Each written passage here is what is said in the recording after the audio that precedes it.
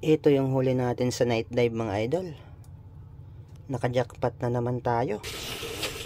Isang malaking kanuping ata ito.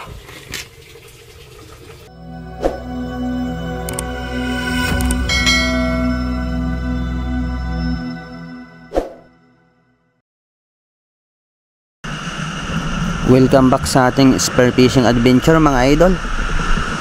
Andito naman tayo, madaling araw to at tayo'y mamamana ulit.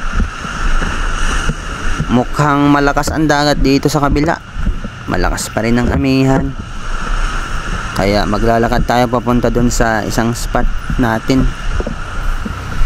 Doon kasi kalma. Shoutout nga pala kay Kapupong Vlogs natin mga idol. Pahingi naman po ng konting suporta mga idol.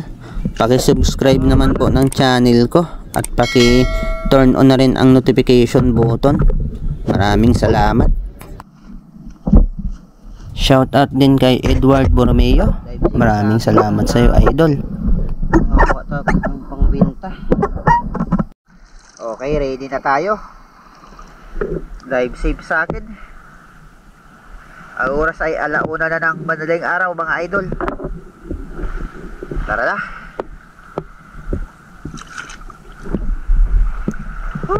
High tide pa oh. Taas pa ng dagat. Dito muna ako sa tabi. May bagulan. Okay, let's go. Hindi na pala ako maglalagay ng background music mga idol. Laging copyright yung background music ko. Kaya mas okay na tong walang background music para walang problema. Ito una natin buenabano mga idol. Ang tawag sa amin nito ay buyos.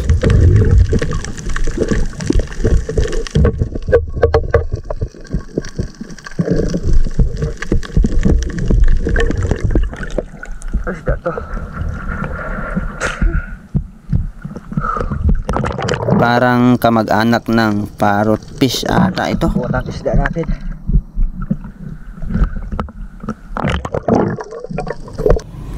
Ito yung pangalawa nating nakita, isang bayanak or mullet fish. Dinadahan-dahan ko lang baka mabulabog. Mailap kasi yung isdang to. Ayun no, nasa unahan. Hintayin natin pag lumapit. Ayan na, lumalapit na tayo. Ayun, sa pool.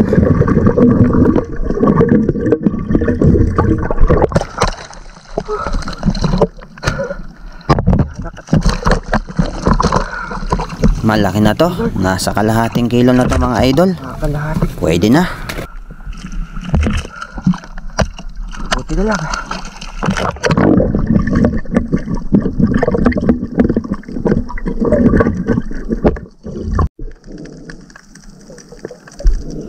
Ito, may kanoping tayong nakita dito. Lalapitan natin. Ayun, kaso nabulabog. Sayang, pang ulam na sana yun. Hanap na lang tayo ng iba. Hindi para sa atin yun. Ito yung nakita natin mga idol. Isang pusit. Yari kang pusit ka. Good size na rin to. Pang ulam na to. Pwede rin pang binta. Thank you Lord.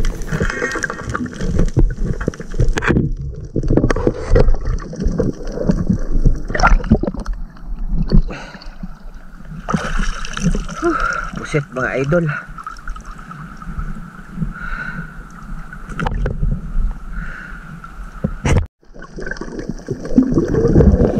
Dito may nakita tayong isang manitis. Ayan no. Ayun, yari kang manitis ka. Pandagdag na rin sa ulam to, pwede na. Manitis.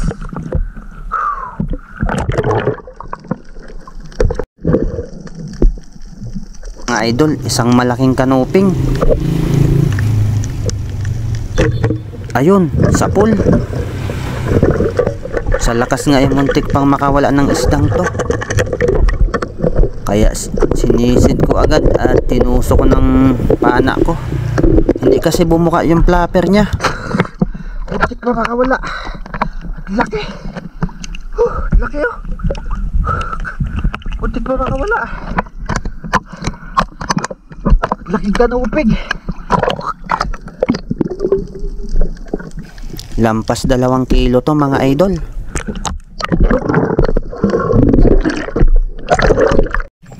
Eto, isang kanuping ulit pero maliit lang to. Pang ulam. Ayun. Yari.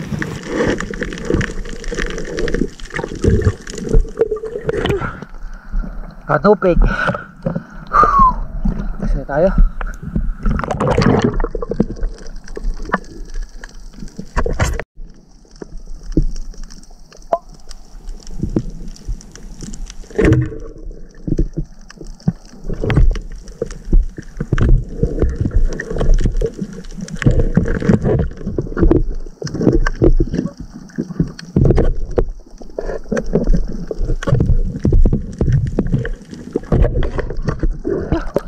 Sayang may malaking gusit sana tumakbo pa. Sayang.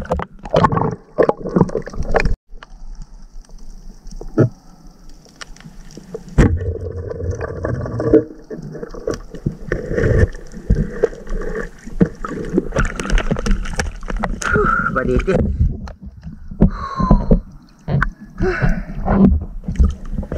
Ito ang mamaw mga idol, napusit. Malaki to. Kulang-kulang 1 kilohead. Ayun, yari. Yan o. Ang lakas lumangoy, dala yung pana ko.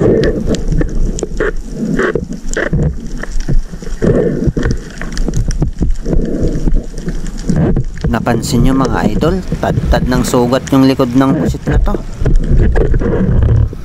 Kinain to ng malalaking isda siguro. Nakipaglaban to.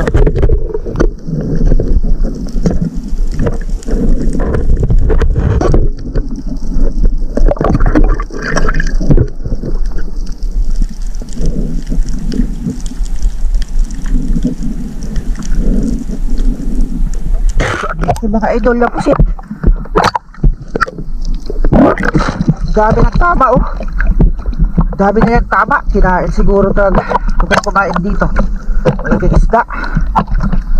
Oh, puro nagasgas yung likod niya. Laki. 1 kilo ito.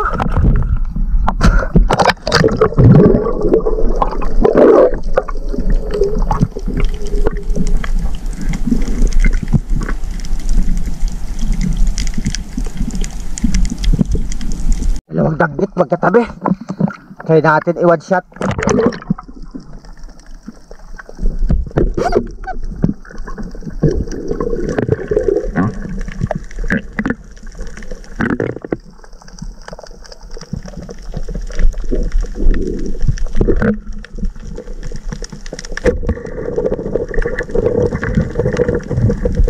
Sapol yung 2 danggit mga idol. Ito na yung panghuli nating nahuli sa unang dive natin. 2 danggit. Dali.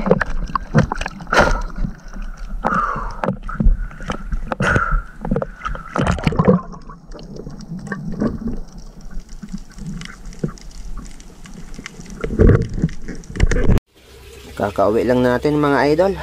At ito yung huli natin. Ito. Nakachamba tayo ng malaki. Isang malaking kanuping ata ito. Laki, mga siguro mga 2 kilo.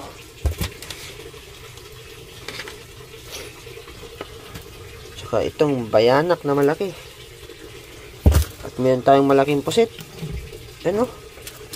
Mas malaki to. Ang laki. Laking pusit mga idol. Siguro to mga 8 guhit. Kulang-kulang 1 kilo siguro to. Laki nito. Yan. Yan lang ating nahuli sa spot na yan. Okay, second dive tayo mga idol. Solo dive ulit tayo. Prepare na tayo ng gamit. Ibang spot naman to. Medyo kumalma na dito sa spot na to, kaya subukan natin dito. Dive tayo ngayon mga idol. Kumalma na yung humina na yung amihan. Medyo kumalma na.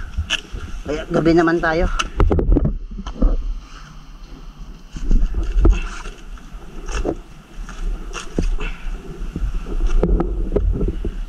Okay. Ready na. Let's go. Dive sim sa akin. Tara, lusog na tayo.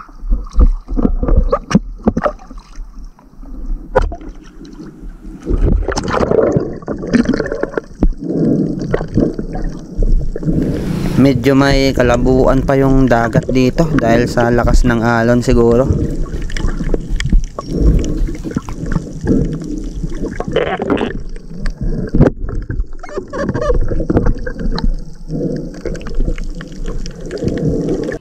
Ito yung bumungad agad sa atin mga idol, isang crab.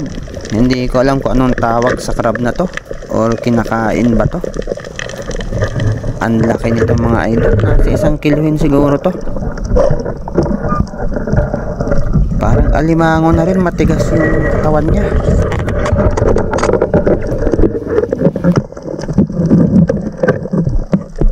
Gusto ko sana kunin to kasi nakita ko dun sa ibang espero, kinukuha nila to.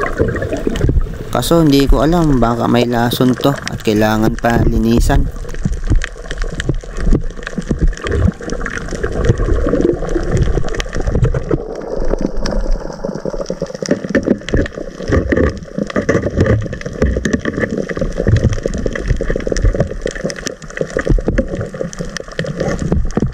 Pabayaan na natin to. Hanap na lang tayo ng ibang mapapana.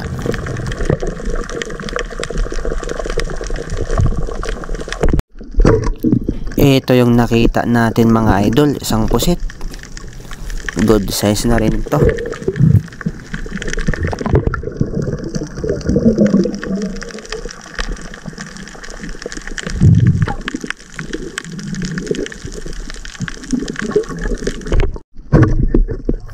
Ito pa isa pang pusit lumot mga idol.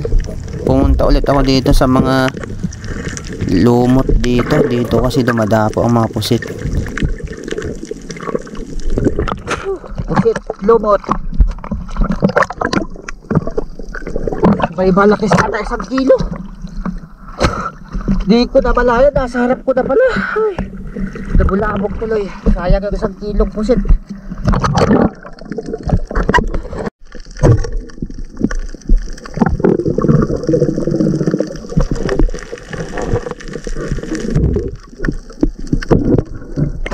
Pusit lobot.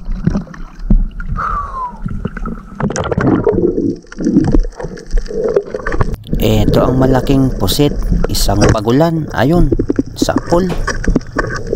Isang lalaking bagulan to mga idol. Ang lakas nga magpumiglas.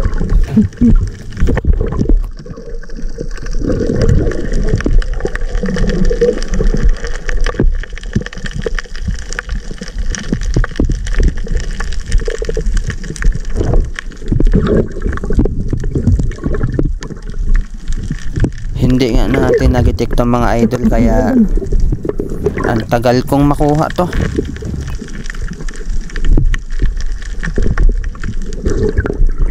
Bagulan. Jackpot.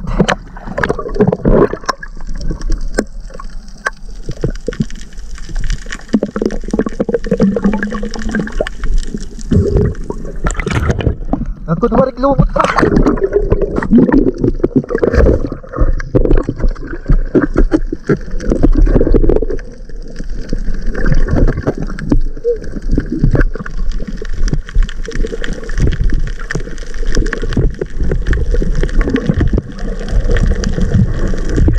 Buti na lang may dala akong diving knife dito. Kaya yun, tinusok ko.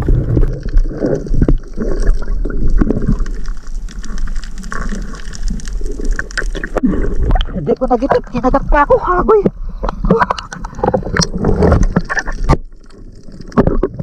Ito na yung panghuli nating nahuli mga idol sa second dive natin. At lumakas na naman ang alon.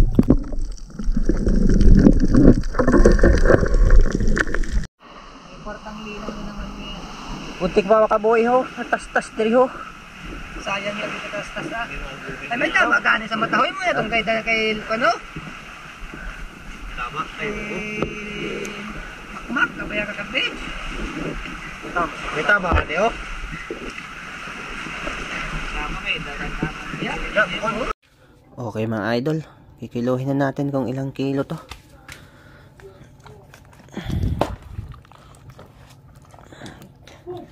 Isugat ako sa kamay, kinagat ako nito.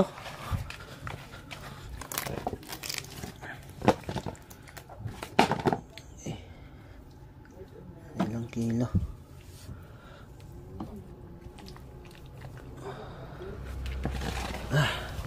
Wala pa lang 4. 3.6 lang. Okay mga idol, kiluhin na natin to. Ilang kilo kaya itong malaking kanuping na to? Yun, 2 kilo nga, lampas. Okay, kiluhin na natin itong pusit kung ilang kilo to. Ang laki oh. Subukan natin. Ilang kilo itong nahuli natin pusit. Ay, 8 guhit. Bali, magna 9 guhit na.